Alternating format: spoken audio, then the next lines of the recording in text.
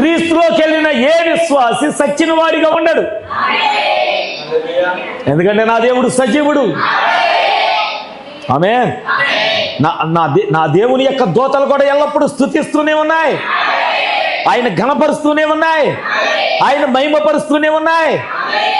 Praise the Lord. కనుక నువ్వు ఆయన కలుసుకుంటే నువ్వు మౌనంగా ఉండలేవు. ఎందుకంటే దేవుని సన్నిధి మౌనంగా ఉండే స్థలము కాదది. హల్లెలూయా. నీలో ఒక ఉద్యమం రావాలి, నీలో ఒక కదలిక రావాలి. ఏమిటా కదలిక అంటే దాని గుర్తు ఏమిటంటే, ఇతరులు నిన్ను చూసినప్పుడు ఎందుకు ఈ వ్యక్తి కదులుతున్నాడంటే వారికి తెలియాలి వారు దేవుని సన్నిధిలో ఉన్నారు, అందుకే కదులుతున్నారు. ఆమేన్, ఆమేన్, ఆమేన్. ఆ ఉద్యమం ఈరోజు నువ్వు వస్తే ఆ నీ కదలికంట ఇతరుల దగ్గర నిన్ను సాక్షిగా నిలబెట్టి